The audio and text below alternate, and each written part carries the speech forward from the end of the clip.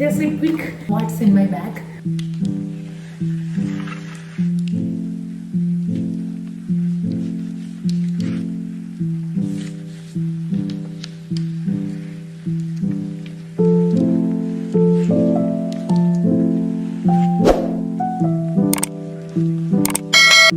Hey all welcome back to another vlog. ഇന്ന് ഞാനൊരു day in my life, ഇത് ഇന്നെന്ന് പറയാൻ പറ്റില്ല, day in my life shoot ചെയ്തിട്ട് കുറച്ചധികം ദിവസമായി. It's A Friday weekend vlog. But ഞാനിത് പോസ്റ്റ് ചെയ്തത് കുറച്ചധികം ദിവസം കഴിഞ്ഞിട്ടായിരിക്കും കേട്ടോ. കാരണം എഡിറ്റ് ചെയ്യാൻ നല്ല ലേറ്റായി പോയി, കുറച്ച് തിരക്ക് കാര്യങ്ങളൊക്കെ അതിൻ്റെ ഇടയ്ക്ക് വന്നു. ബട്ട് എന്നാലും കുഴപ്പമില്ല, ഞാൻ പ്രത്യേകിച്ചൊന്നും ചെയ്യാതെ റെഗുലർ എൻ്റെ ഒരു ഫ്രൈഡേ വ്ളോഗായിരിക്കും. ആസ് യൂഷ്വൽ പുറത്ത് പോവുക, ഫുഡ് കഴിക്കുക, കുറച്ച് ഷോപ്പിംഗ് കാര്യങ്ങളൊക്കെ ആണ് ഞാനിതിൽ ഇൻക്ലൂഡ് ചെയ്യാൻ നോക്കിയിട്ടുള്ളത്. സോ നിങ്ങൾ ആദ്യമായിട്ടാണ് ചാനൽ കാണുന്നതെങ്കിൽ നമ്മുടെ ചാനൽ ഏറ്റവും കൂടുതൽ പോസ്റ്റ് ചെയ്യുന്ന ഡേ ഇൻ മൈ ലൈഫ്സ് ആയിരിക്കും.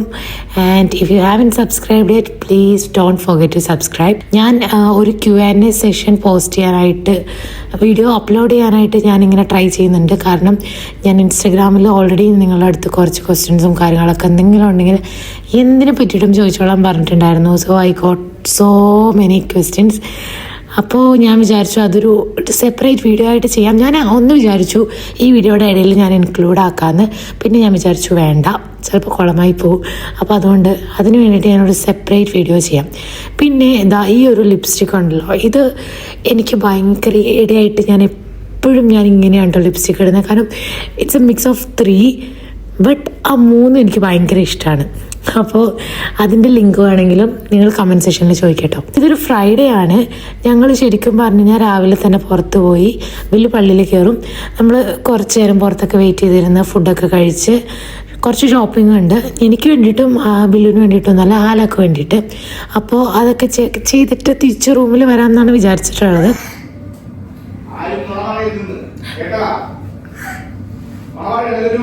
ഇല്ല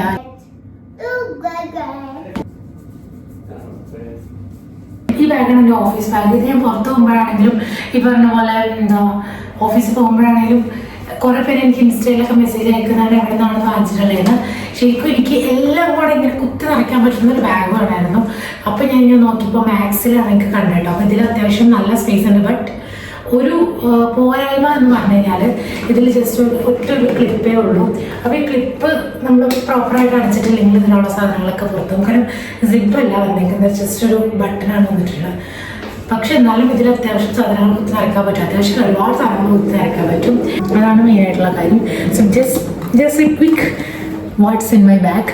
ഒന്നുമില്ല, ഹാലയുടെ ഒരു പാമ്പേഴ്സ് എടുത്ത് വെച്ചിട്ടുണ്ട്. പിന്നെ എനിക്ക് അവിടെ ചെന്നാലും ഉള്ള രസമാണ് തലവേദന.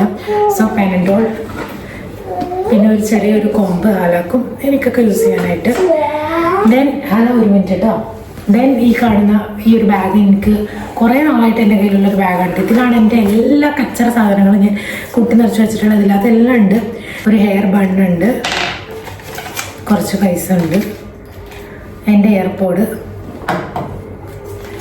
എൻ്റെ CPR കാർഡ് ഉണ്ട്, ഒരു ടീ ബാഗ് ഉണ്ട്, ഒരു വൈറ്റ് ഷുഗർ ഉണ്ട്, റൂമിൻ്റെ കീ ഉണ്ട്, പിന്നെന്താ പിന്നെ കുറേ ചില്ലറ പൈസകളുണ്ട്. പിന്നെ ഇതിൽ ഞാൻ ഇടുന്ന മെയിനായിട്ടുള്ള സംഭവങ്ങളാണ്, അത് ഹാലാണ്. മെയിനായിട്ടുള്ള എൻ്റെ സംഭവങ്ങളാണ് എൻ്റെ 2 മുടിയാണ്. പിന്നെ ഇതിൽ ഞാൻ മെയിനായിട്ടുള്ള 2 സംഭവങ്ങളാണ് എൻ്റെ 2 ലിപ്സ്റ്റിക്സ്, എൻ്റെ ഫേവറേറ്റ് 2 ലിപ്സ്റ്റിക്സ്. ഇത് എപ്പോഴും ഇതിൻ്റെ ഉള്ളുണ്ടാവും. ഞാൻ ഇപ്പോൾ ഇതിൽ നിന്ന് എടുത്തിട്ടാണ് യൂസ് ചെയ്തത്. അപ്പോൾ നമുക്ക് ഇതൊക്കെ എടുത്തിട്ട് ഇനി പോവാം. എല്ലാം കൂടെ കുത്തി നിറക്കുന്ന ഒരു ബാഗ്, ആ ഒരു ചെറിയ ബാഗല്ല, ഒരു പൗച്ച്, ആ ഒരു പൗച്ചാണ് കേട്ടോ ഇത്. അപ്പോൾ ഇത് എൻ്റെ എപ്പോഴും ഗോ ടു ബാഗാണ്. സോ അതുകൊണ്ട് ഇതിൻ്റെ ഉള്ളിൽ എപ്പോഴും ഇതൊക്കെ തന്നെ ഉണ്ടാവും. നമ്മൾ ഈ പറഞ്ഞ പോലെ ഓഫീസിൽ പോകുമ്പോൾ ഞാൻ ഈ ബാഗ് സംഭവങ്ങളൊക്കെ മാറ്റി വയ്ക്കുന്നുള്ളൂ. അപ്പോൾ പോവാം. Okay, let's go.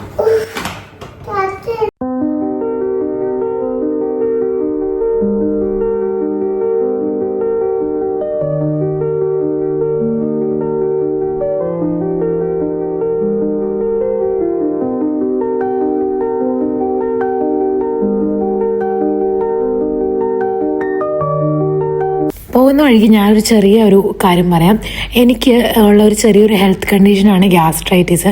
എനിക്ക് കറക്റ്റ് ടൈമിൽ ഫുഡ് കഴിച്ചില്ലെങ്കിൽ പെട്ടെന്ന് ഹെഡേക്ക് വരും.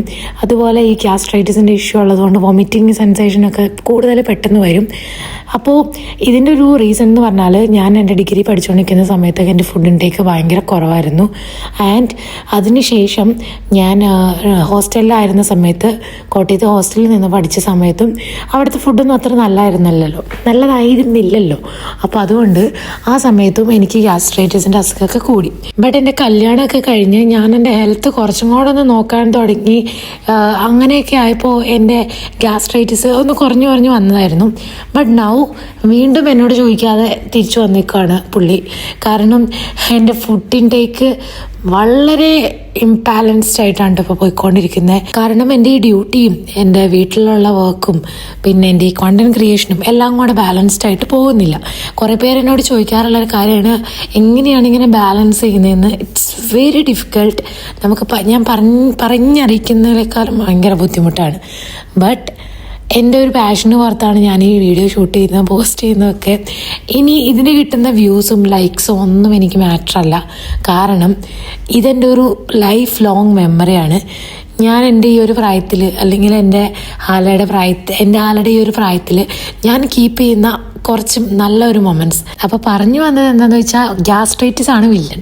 പുള്ളിക്കാരനെ എനിക്ക് എങ്ങനെയെങ്കിലും എൻ്റെ ലൈഫിൽ നിന്ന് ഒഴിവാക്കണം. പക്ഷേ എല്ലാം കൂടെ ബാലൻസ് പറ്റാത്തത് കൊണ്ട് പുള്ളീനെ എനിക്ക് കംപ്ലീറ്റ്ലി അവോയ്ഡ് ചെയ്യാൻ പറ്റുന്നില്ല.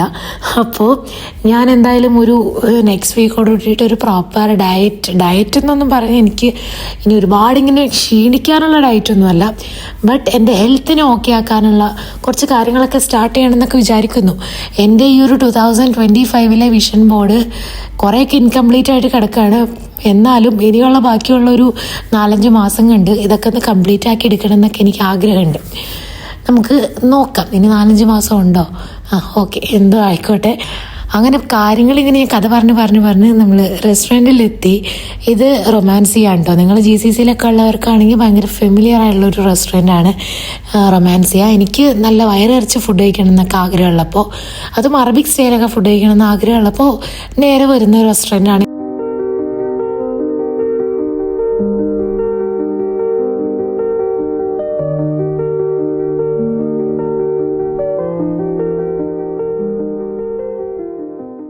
അങ്ങനെ ഫുഡൊക്കെ കഴിച്ചിട്ട് ഞങ്ങൾ നേരെ പോയത് റെഡ് ടാഗിലാണ് കേട്ടോ.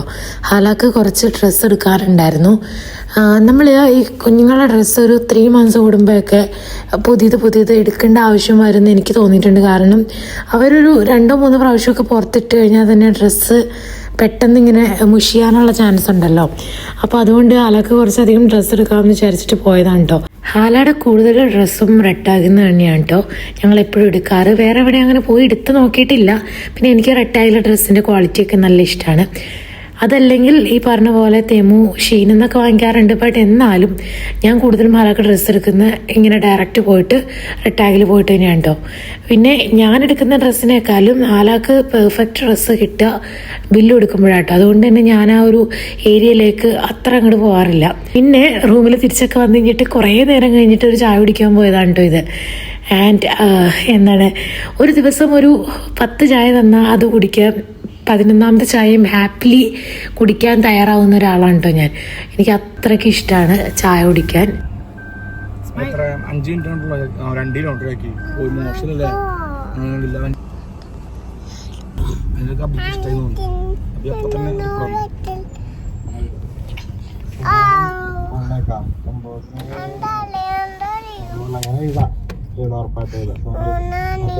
തുടങ്ങിയിട്ടുണ്ട്. ഇപ്പൊ തന്നെ വരികളൊക്കെ കിട്ടി തുടങ്ങിയിട്ടുണ്ട്. പിറ്റേ ദിവസം ഡ്യൂട്ടിക്ക് പോകാനുള്ളതുകൊണ്ട് തന്നെ ഇനി വേറെ അങ്ങോട്ടൊന്നും പോകില്ല. നമുക്ക് കുറച്ച് സാധനങ്ങളൊക്കെ വാങ്ങിക്കാനുണ്ടായി. അതൊക്കെ കഴിഞ്ഞ് നേരെ റൂമിലേക്ക് പോകുള്ളൂ. എനിക്കറിയില്ല ഇന്നത്തെ ഒരു വ്ളോഗ് ഒരു പെർഫെക്റ്റ് വ്ളോഗാണോ എന്ന്. ബട്ട് സ്റ്റിൽ ഞാൻ ഷൂട്ട് ചെയ്തത് കൊണ്ട് അപ്ലോഡ് ചെയ്യുന്നൊരു വ്ളോഗാണിത്. ഞാനിതിൽ എൻ്റെ ഒരു 10 on 10 എഡിറ്റിംഗ് ഒന്നും കൊടുക്കുന്നില്ല. കാരണം ഈ വോയിസ് ഓവർ കൊടുക്കുമ്പോഴേ ഞാൻ ഭയങ്കര ടയേർഡാണ് കേട്ടോ. അങ്ങനെ ആ ഒരു എക്സ്ക്യൂസ് പറഞ്ഞുകൊണ്ട് നമുക്ക് എന്തായാലും ഇന്നത്തെ ഈ ഒരു വ്ളോഗ് ഇവിടെ എൻഡ് ചെയ്യാം. അപ്പം നമുക്കിനി അടുത്ത വ്ളോഗിൽ കാണാം. Until then, take care and bye-bye.